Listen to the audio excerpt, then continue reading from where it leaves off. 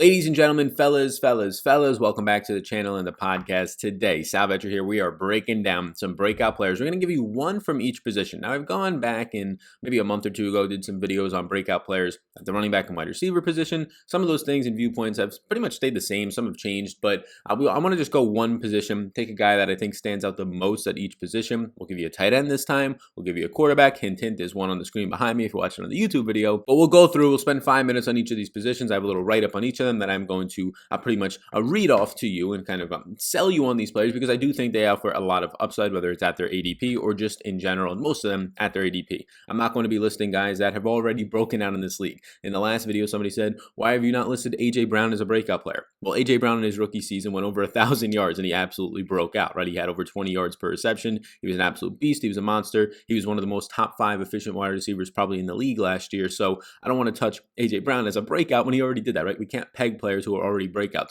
You're not pegging Christian McCaffrey as a breakout for this season, right? You're not doing things like that. It's players that showed upside and maybe an injury limited them. Maybe they're just switching teams. Maybe they're just a rookie, right? Players that now in their situations have an opportunity to pop off and be Chris Godwin of last year, right? Chris Godwin last year was a breakout candidate. He absolutely breaks out. Those types of players.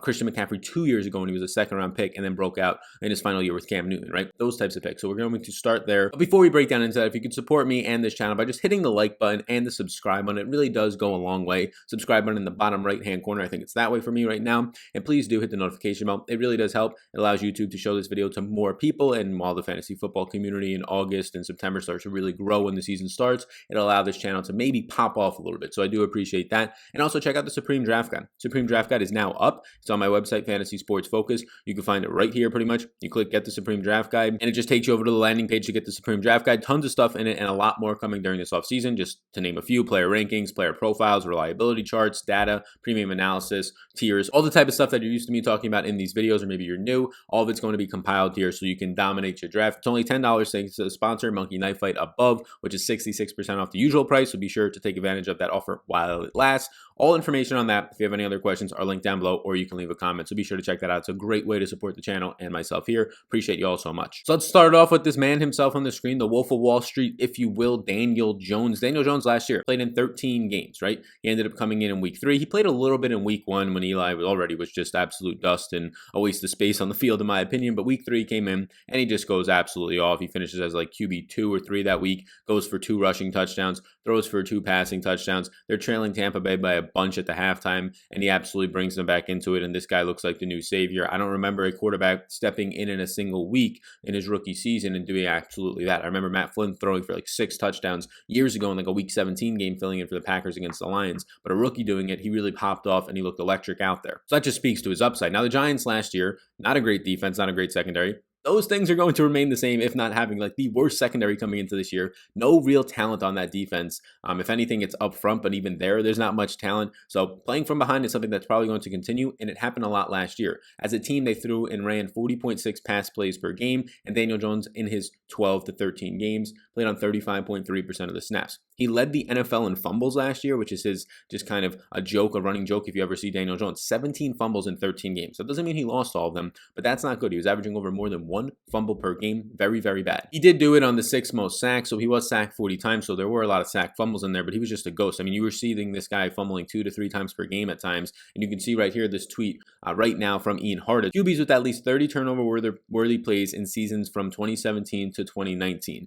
You had Daniel Jones in 2019 having 31. So obviously Jameis, everybody knows his 30 interception season last year. Kyle Allen was absolute dumpster fire last year. But this is just a situation of danger plays that you're putting yourself into. And it just shows immaturity to an extent. It shows being able to not develop. Now, as a rookie, I'm not as concerned with it. But when you see these names on this list, you're seeing Deshaun Kaiser. You're obviously seeing Eli Manning in the downfall of his career. And then you're seeing Phillip Rivers, who started to really trend downwards last year. And Daniel Jones. He has to get this fixed, right? He has to get this fixed. He can't be Josh Allen and Jameis Winston out there turning the ball over. So this is just kind of putting it into perspective on how bad he was in terms of turnovers, whether it's from fumbles or putting the ball into danger when it comes to interceptions. Now, he averaged 232 yards per game. He saw 25 touchdowns and a 5.2% touchdown rate. This is very important to point out. He played in 13 games, came off the bench cold in one of those games, right? He had 12 final starts, and he threw for 24 touchdowns. That's a very solid number. And it translates out to a 5.2% touchdown rate. That's very good. I mean, you can look at Heath Cummings' tweets right here. 41 rookie QBs have thrown at least 300 passes since 2000. A median touchdown touchdown projection of 3.4%. That's the average touchdown percentage that you're going to be getting. Only 5 or above 5%, which is really good. Once you start hitting like 5.5%, 6.5%, you're in a really good air of efficiency for your touchdowns. It means you're being very efficient with your passes. Russell Wilson, one of the most historic touchdown passers of all time in terms of efficiency.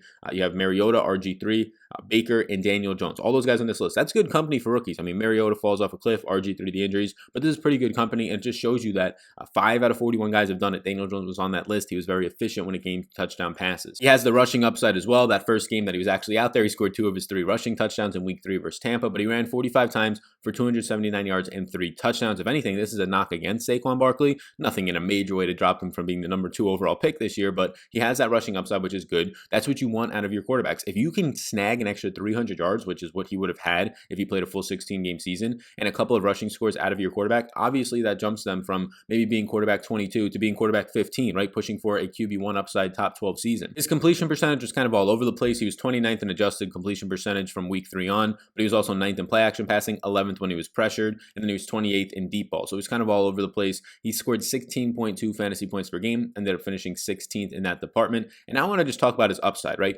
We kind of talked about the upside a little bit, but he finished as a top 3 quarterback 4 times in 13 games. 4 times, finishing as the QB1 twice as a rookie. This guy has a ton of upside, and honestly, I have him right now as like my quarterback 14 or 15. The opportunity for him to be a top 10 quarterback is surely there. He scored 3 games of 4+ touchdowns, and he was a number 5 fantasy points quarterback from week 12 on. And you can see right here, our friend, Adam Pfeiffer. Shout out Adam. Follow him over on Twitter at @apfeiffer24. In his last 12 starts last year, Daniel Jones, so just the last 12 starts of the season, he was 5th amongst all quarterbacks in fantasy points. And as Adam points out here, Saquon, Evan Ingram, Golden Tate, Sterling Shepard never played a single game together. You could throw Darius Slayton into that mix. There was always somebody injured, whether it was Golden Tate to start the year suspended, Sterling Shepard gets the ankle injury pretty quickly after that. Mid-season, you're having injuries to Evan Ingram and Saquon Barkley towards the mid to end of the year. So he finished as a top 5 quarterback for the final 3 quarters of the season, so the last 75%, without any of his full arsenal of weapons healthy. And not lots of teams don't have a full arsenal of weapons healthy, but he had it in a major way. This stood out. Not a single time did he have all of these guys on the field at one time. Now, I mentioned he finished as the quarterback 1 twice in those weeks. It was week 8. He threw for 322 yards. He had overall 4 touchdowns that week, and he had 28.2 fantasy points. And then in week 16, he pops off for 352 yards, 5 total touchdowns, and 35.3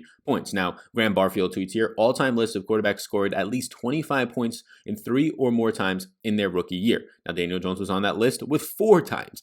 In terms of their rookie year, Cam Newton obviously pops off. He does it 6 times. Robert Griffin, in his pop-off season, he does it 5 times. These guys in common, rushing upside. Next up, Josh Allen, Daniel Jones, Kyler Murray, the only ones to do it 4 times. Even Andrew Luck and Russell Wilson and Deshaun Watson, who did it 3 times, were not as efficient, or at least not have as much upside in their rookie years as Daniel Jones showed last year, with, mind you, a terrible offensive line, like one of the worst offensive lines in the leagues. That has been improved, and more on that in a second, with never a consistency in the health of his weapons out there, and just a player who was fumbling the ball a ton. Imagine if some of those things changed. Offensive line already has. To start the season, the injuries should at least not be there for their players. We'll see. Lots of injury history on this team already in Evan Ingram and Sterling Shepard. And what do all these guys on this list that you can see have in common? Well, the biggest thing for me, at least for the guys who are 4 or more games, is the rushing upside. Obviously, your fantasy points are going to correlate and be higher if you have more rushing upside. Daniel Jones does have rushing upside, and so does all the guys, maybe not as much as Cam Newton, Robert Griffin III, Josh Allen, but he's right up there in terms of how many points he's scoring because of that little tick upwards of the rushing upside. So in the offseason, you can see quickly what the Giants did. In terms of helping Daniel Jones, it was all through the offensive line and a lot of it through the draft. Now, they got Cameron Fleming, and if you want to talk about just improvements in the run blocking, not much is going to help there. He was 98th last year in run blocking. He was 65th amongst tackles and pass blocking, which is just average. But the main weapons that they added for Daniel Jones in terms of offensive line were through the draft. Overall, they took Andrew Thomas with a top 5 overall pick. Then they get Matt Pert in the 3rd round and Shane Lemonex in the 5th round. Outside of that, they didn't add any weapons on offense that are at least worth naming. Deion Lewis as a backup running back now is behind Saquon Barkley, but it's mainly just they need their weapons to stay healthy. They have a ton of weapons out there, and speaking of those weapons, this is just a list of an all-star team potentially in the making here. Saquon Barkley, top 2 running back in the league, maybe top 3 running back in the league. Evan Ingram, maybe potentially a top 5 tight end if he could just stay healthy, undersized, so he always gets hurt in the middle of the field. And then just a list of great receivers. Darius Slayton on the outside showed a lot of promise last year, especially in games when Sterling Shepard and Golden Tate were injured. Slayton as a rookie saw 6.1 targets per game, and I could see Ian Hartlett's tweet here. It's a very great representation of what from weeks 3 to 13 and 16 to 17, what's happening from all these receivers last year, the 12 starts that Daniel Jones had. You can see that Darius Slayton in those 12 games saw 6.1 targets per game and a 7.6 yards per target. The one who stands out the most, though, Golden Tate. So another weapon on this team, Golden Tate and Sterling Shepard. All of last year, Daniel Jones loved the slot. If you looked early on when Golden Tate was suspended, Sterling Shepard for a few weeks was popping off earlier in the season because he was playing out of the slot. Then Golden Tate comes back from suspension, and Sterling Shepard moves to the outside when he was healthy, and Golden Tate just takes over. He sees 8.4 targets per game. That was the most on the team, 0.1 more than Sterling Shepard, who also played out of the slot, so no coincidence that they're right there back-to-back, who Evan Ingram, who played out of the slot and in line, so middle of the field is where Daniel Jones likes to target. Now, Darius Slayton popped off for some games, but I think that's a little bit skewed from the games that guys like Golden Tate, Sterling Shepard, and obviously Evan Ingram were out. If those guys are healthy, I do think Daniel Jones will threaten the outside, but again, he was 28th in deep ball percentage last year in accuracy. I think a lot of the damage is going to be done through 1, Golden Tate, 2, Evan Ingram, and 3, Sterling Shepard, all very close together. If they all stay healthy, Evan Ingram's probably the one who at least outduels his ADP the most at the tight end position. And then the yards per target for Golden Tate were the highest, over 8, the only one over 8 last year. So that's encouraging to show you that Golden Tate, although he was older, was still running downfield last year. Very much reminds me of Randall Cobb, right? These veteran wide receivers who are entering into their 30s now, but people think they're all dusty and like 35 years old, even though they're not. And Randall Cobb had 800 yards last year and was pretty efficient out of the slot. Golden Tate did very similar things when healthy. So you can see a lot of weapons here for Daniel Jones. I think he's the breakout quarterback that you're going to want to own this year. Next up for tight ends is a guy that I continue to want to draft. He's currently going as like the tight end 17 or 18, depending on where you look. He's my tight end 12, so I have him as a tight end 1 this year. Actually, I just moved him up before the video actually to tight end 11, so bonus points for Jonnu Smith. I like him a lot. And before we get into Jonnu Smith, hit the like button, smash the big old subscribe button that just popped up, and let me know in the comment section down below, who is your breakout tight end and your breakout quarterback for this year if you're still watching. I appreciate that feedback. Now, I like Jonnu Smith a lot. Last year, he played on 74% of the snaps. He really didn't start until like the 3rd or 4th week of the season with Delaney Walker out there and him just really not taking on a full role yet and getting acclimated into the offense when they were just running the ball, using a lot of blocking tight ends. He's a fine blocking tight end. 35 receptions, 439 yards, and 3 touchdowns last year on 45 targets. He ended up finishing as the tight end 20 last season, 6.5 fantasy points per game. So some of the efficiency stats last year, he had 12.5 yards per reception. That was 8th. He was 8th in tight end yards per route run. He was 4th in catch percentage. He was 2nd in tight end separation, 3rd in fantasy points per target among tight ends with 2.33. And he was a Brooklyn tackle monster. And to get a little bit more in depth on that, I'll leave it to Derek Brown here. You can follow him dbro_FFB on Twitter. Jonnu Smith in 2019 had the most broken tackles per touch, the most amongst any players with 30 or more. Just absolutely insane. So I like a lot about Jonnu Smith, but I like it even more when you start to break down into him. Sal, how do you have him as the number 11 overall tight end? That's bogus. Well, okay, well, let's look last year for Jonnu Smith when he actually played, right? The 12 games that he actually played and started to become a starter on this team. Here's the splits. This first column is his 3 games that he ended up not playing as the starter, and he didn't do much. He caught like a ball per game. He ended up seeing like 10 yards per game, right? He was just another tight end in the NFL who caught like a ball per game. Then the final 12 games, things started to change. He went from 2.77 fantasy points per game to 8.04 per game. He went from only catching 1.3 balls per game to catching 2.6. Those double, right? He ends up catching 0 touchdowns in the first 3 games. He ends up scoring 4 touchdowns in the final 12 games. That pops off. He ends up seeing only 1.6 targets per game, goes to 3.3 per game. That doubles as well. And his receiving yards triple, 10.7 per game to 33.9. So everything doubles and or triples. His touchdowns go from 0 to 4 in those final 12 games. And you want to know where he finished in the final 12 games amongst tight ends? He finished as tight end 12, baby. So he was a tight end 12 last year for the final 75% of the season. Very similar to Daniel Jones, who popped off in the final 75% of the games last year, final 12 games, as a top 5 quarterback. So these are guys who last year, it wasn't just 2 or 3 weeks that they were doing it. We have guys like that in the league who showed promise, right? Anthony Miller last year, final month of the season. Obviously, Miles Sanders breaks out, final 6 weeks of the season. But these guys were consistently doing it in Daniel Jones and Jonnu Smith for the final 12 games of the season, and nobody's talking about them in the same major light. I think Daniel Jones is an interesting sleeper as a late round guy, and people are talking about him, but I don't think he's just a sleeper. I don't think he's just a serviceable starter. I think he's a QB1 upside type of a play. Jonnu Smith I already have as a tight end 1 upside. I think there's a lot of upside in these guys. In terms of just what else you can look at for Jonnu Smith, his durability, he missed 4 games with a knee sprain last year, so nothing major to talk about, or that was in 2018 actually, so nothing major to worry about there. There's obviously no more Delaney Walker, so from week 1, he's the guy this year in an offense that I think is just going to regress from running. You don't run that much, in my opinion. You just can't, whether it's a Derrick Henry injury, whether it's just a game script because the defense gets naturally worse because I expect it to. They outperformed last year, all their metrics, they ended up outperforming, so got a little bit lucky, which is just going to lead to more passing. And if that's the case, you have Ryan Tannehill, who was very efficient last year. Even if that efficiency drops, the volume should prop up receivers like A.J. Brown, maybe even like Corey Davis, and definitely Jonnu Smith. Jonnu Smith is in an offense where it's A.J. Brown, and then it's Jonnu Smith in terms of the passing game. He doesn't have a running back that catches the ball. He doesn't have tight end competition. Outside of A.J. Brown, it's Adam Humphries and Corey Davis. In my opinion, Jonnu Smith in the middle of the field is the second best weapon on this team in the passing game. That's very good to see. You can just see it right here, the target competition. I'll list it. A.J. Brown, Corey Davis, and Adam Humphries. That's pretty much it. A.J. Brown last year, yeah, he was a beast in his rookie season. Over 1,000 yards on just 84 targets. He started to break out the second half of the year. Number 2 in yards per route run, number 2 in yards per target, 20.2 yards per reception, was third in the league, and he was number 2 in fantasy points per target at 2.58. So obviously A.J. Brown was a beast. I think he's going to continue to be a beast this year because I think Derrick Henry actually regresses and is somebody I'm personally avoiding. And I think because of that, A.J. Brown takes a step forward. Not much to talk about Adam Humphries, just a slot receiver who's just decent, right, when he's healthy. And then Corey Davis is just more so a bust right now. It's looking like Corey Davis played on 80% of the snaps last year,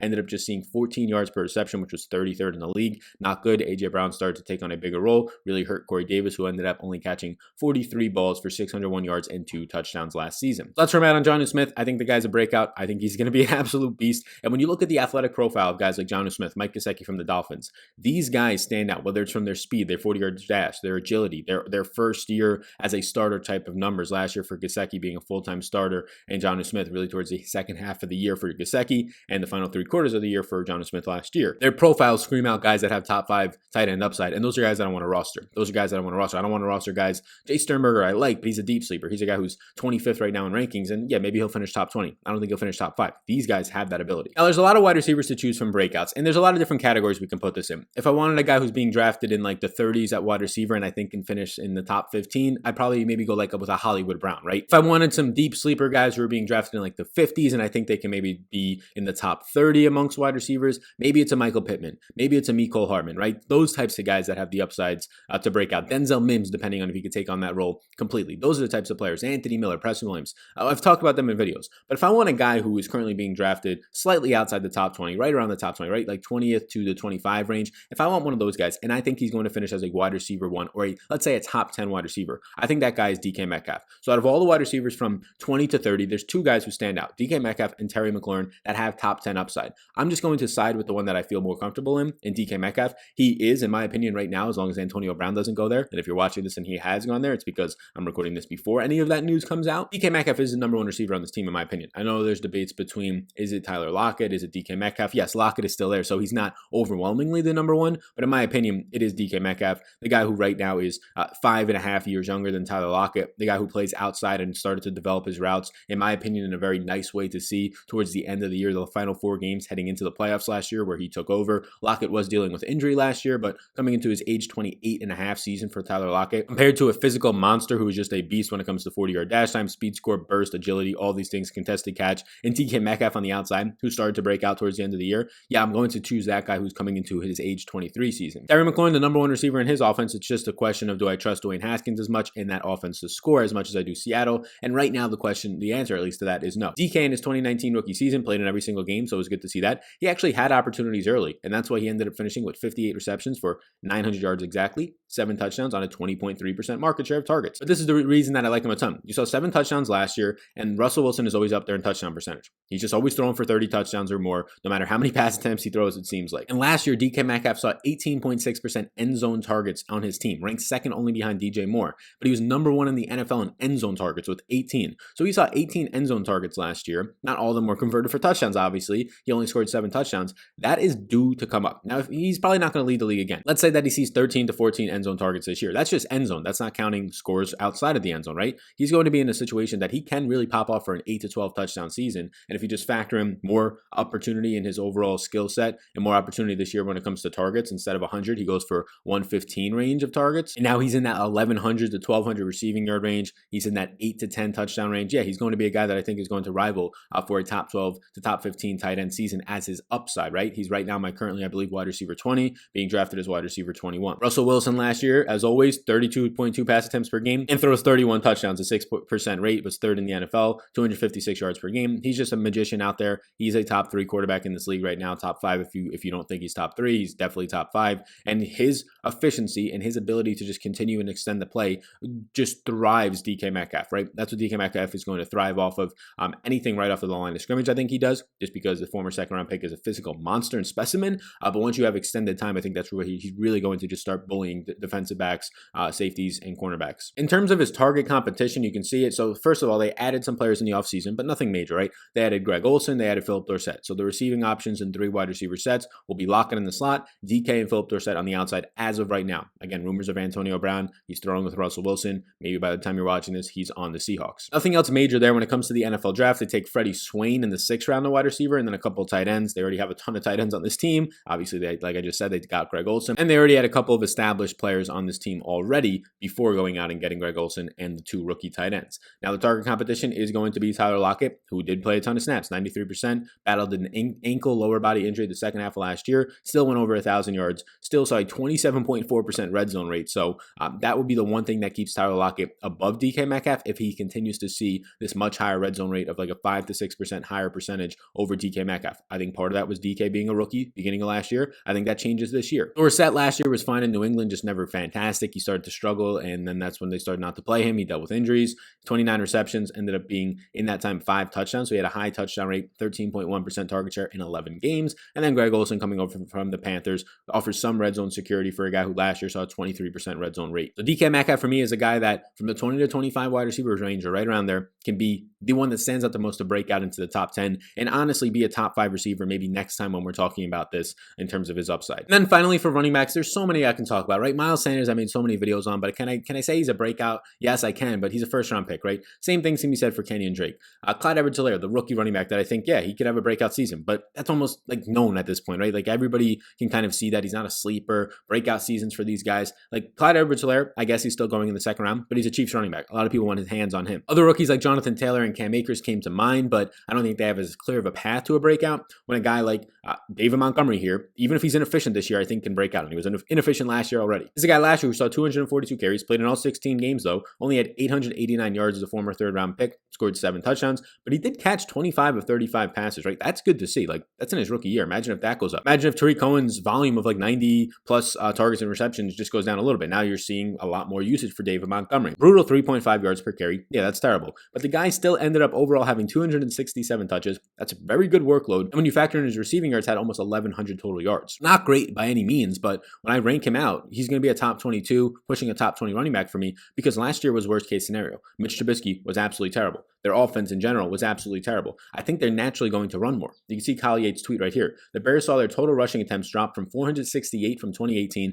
to 395 in 2019. Want to know why? Their defense got worse. Mitch Trubisky was awful, and they start trailing in games, so you have to throw the ball more. Negative game script means throwing more for running backs instead of them getting more carries. And then Kyle finishes his tweet by saying, if that number jumps back up to even 430 to 440, so nowhere near what 2018 was still, but it just goes up like an extra 35 rushing attempts or they run that many more times per game, David Montgomery is going to see probably 20 of those at least. And if David Montgomery's receptions stay around the same, maybe they drop even by 5 if we want to be on the downside of that, you're going to see David Montgomery pushing a 300 touch season as a guy who's going off the board. It's like RB25 right now. Now the Bears run blocking last year was like bottom 3rd of the league, barely. It was like 20th overall. They didn't really do much to improve that. They took some Jason Spriggs, Jermaine Effendi, who was a guy from the Seahawks who, if you're leaving the Seahawks offensive line, that's not good. So not a lot of additions there in the offensive line in the draft. They added 2 later round picks in the 7th round. So I guess I'm a little bit concerned about the offensive line for both Nick Foles / Mitch Trubisky and David Montgomery. So we'll have to see how that plays out for a guy who did break a ton of tackles last year. He was just doing nothing after breaking those tackles was the big issue for David Montgomery. He was number 13th in evaded tackles, but 53rd in yards after contact per attempt, as you can see right here. And just to go off of that, 60th in yards created per touch. Not good, but he did see 65% of the red zone touches and 88% of the touches inside the 5-yard line.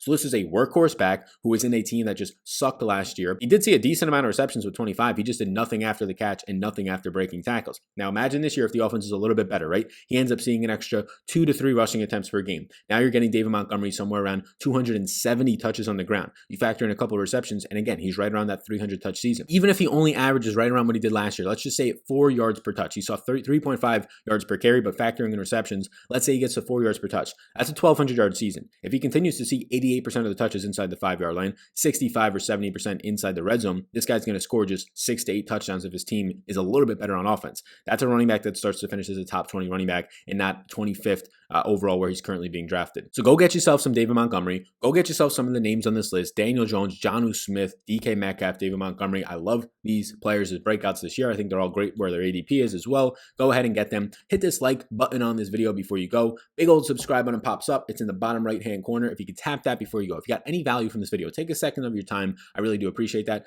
Check out the Supreme Draft Guide. It's linked down below. We just talked about it earlier in this. It's just $10 thanks to Monkey Knife Fight. So what you do is you click the link below. It takes you to a landing page. You put $10 into Monkey Knife Fight. You play a game for $1 or $2. And then I get an email that says, send this fellow the draft guide right now, Sal. And then I send you the draft guide, and then you go and you win your league. It's that simple. I appreciate you tuning in. Hop into the community Discord down below. Thank you so much for tuning into this one. My name's Sal. See you all in the next one. Peace out, gang.